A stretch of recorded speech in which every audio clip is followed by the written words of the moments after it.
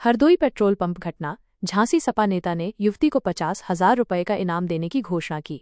झांसी, उत्तर प्रदेश हरदोई जिले में एक पेट्रोल पंप पर एक युवती द्वारा एक कर्मचारी पर पिस्तौल तानने का एक वीडियो सोशल मीडिया पर वायरल होने के बाद झांसी के समाजवादी पार्टी के एक नेता ने युवती के कार्य को बहादुरी बताते हुए उसे सम्मानित करने की घोषणा की है। समाजवादी पार्टी के यूथ ब्रिगेड के राष्ट्रीय उपाध्यक्ष सलमान पारिक्षा ने शनिवार को मीडिया को बताया कि उन्हें सोशल मीडिया के माध्यम से यह वीडियो मिला, जिसमें हरदोई में एक पेट्रोल पंप पर एक युवती एक पंपकर्मी पर लाइसेंसी पिस्तौल ताने हुए दिख रही है। पारिक्षा ने कहा कि उनका मानना है कि युवती ने अपने पिता की सुरक्षा के लिए ये कदम उठाया और ये आत्मरक्षा का कार्य था। उन्होंने स्पष्ट किया कि उनका उद्देश्य अपराध को बढ़ावा देना नहीं है, बल्कि युवतियों को आत्मरक्षा के लिए प्रोत्साहित करना है। उन्होंने घोषणा की कि वो ऐसी बहादुर युवती को 50,000 रुपए देकर सम्मानित करेंगे। ये घटना और उसके बाद सपा नेता की घोषणा सोशल मीडिया पर व्यापक रूप से चर्चा का विषय। हम हरदोई में आपने देखा होगा, एक मामला हुआ अभी 2 दिन 3 दिन पहले।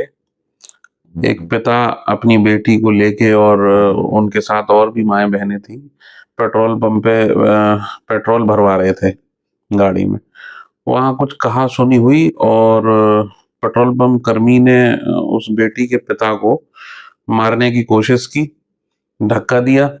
तो उस बेटी ने अपनी लाइसेंसी रिवॉल्वर निकाल के अपने पिता के बचाव में उस पेट्रोल पंप कर्मी को लगा दी। तो इस बहादुरी को हम लोग सलाम करते हैं और हम उस बेटी को जल्दी ही 50,000 रुपए से सम्मानित करेंगे। हालांकि पैसा कोई बड़ी चीज नहीं है, बात बहादुरी की है। और देश की बेटियों को, चाहे वो हिंदू हो चाहे वो मुसलमान हो सकता है इससे बहुत सारे लोगों को बुरा लगे। हमारे समाज के बहुत सारे लोगों को भी बुरा लग रहा है। उनका कहना है कि उस बेटी को पैसे की जरूरत नहीं है। बात पैसे की नहीं है, बात सम्मान की है। और अगर उस पेट्रोल पंप कर्मी, मुझे नहीं पता वो किस धर्म का है, किस जाति का, अगर वो मुसलमान होता और वो बेटी हिंदू होती और वो बेटी अपने पिता के बचाव में अगर उसको गोली भी मार देती, तो हम उस बेटी को सम्मानित करते, चाहे वो किसी धर्म की होती। तो हम केवल उस बेटी को सम्मान करके देश की बेटियों को ये मैसेज देना चाहते हैं कि आप कमजोर नहीं हो।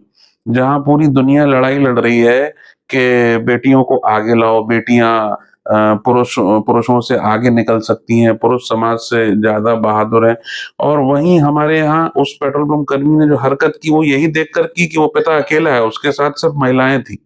लेकिन उस बेटी के जज्बे को हम सलाम करते हैं और उसको हम जल्द ही सम्मानित करने का काम करेंगे। क्या लगातार अभी चुनाव आ रहे हैं, जिला पंचायत के भी, और पार्टी से लेकर क्या आग्रह है और कार्यकर्ताओं तक क्या संदेश? भारतीय जनता पार्टी का फेलियर हर फील्ड में है, खासकर युवाओं को लेके, महिलाओं को लेके। युवाओं को रोजगार सरकार नहीं दे पा रही।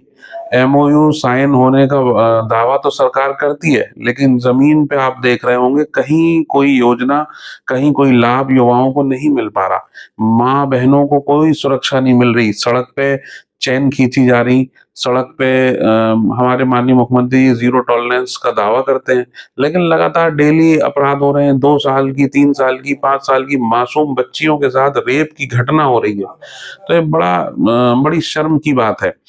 तो आने वाले समय में उत्तर प्रदेश की जनता समाजवादी पार्टी के राष्ट्रीय अध्यक्ष आदरणीय अखिलेश यादव जी के लिए मन बना चुकी है। और 2027 में भी और उससे पहले भी जितने चुनाव आ रहे हैं, आप देखेंगे अगर बेईमानी नहीं हुई, अगर ईमानदारी से चुनाव हुआ, अगर वोटों की लूट नहीं हुई जैसा पिछले समय से होता चला आ रहा, तो उत्तर प्रदेश की गद्दी पर विकास पुरुष माननीय अखिलेश यादव जी बैठेंगे। अभी यूपी भर्ती प्रदेश में कहीं लगातार उसने कहा रोजगार की तरफ पहुंचाया है। क्या लगता है आपको पुलिस भर्ती को भी लेकर सरकार क्या कर रही है? आप आंकड़ा उठा के देख लीजिए। जैसे मैं किसी झांसी जनपद के 10 युवाओं को बुला लूं और उनको सम्मान कर दूं, और मीडिया के माध्यम से या अपने किसी भी प्रचार के माध्यम से ये कहूं कि मैंने पूरे जिले के युवाओं को सम्मानित किया है, तो लाखों की आबादी में अगर 10-5 लोगों को रोजगार मिल जा रहा है तो उसको रोजगार नहीं कहेंगे।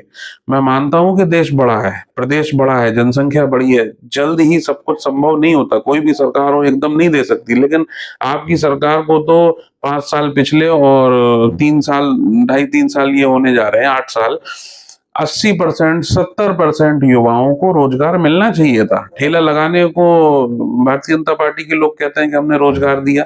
नौजवान मजबूर है ठेला लगाने को। बीटेक किए हुए हैं लोग घूम रहे हैं, इंजीनियरिंग किए हुए हैं लोग घूम रहे हैं। तो देश का माहौल अच्छा नहीं है। बस हिंदू मुस्लिम में उलझाए रहो और राजनीति करते रहो। ये भारतीय जनता पार्टी की पुरानी राजनीति का तरीका है।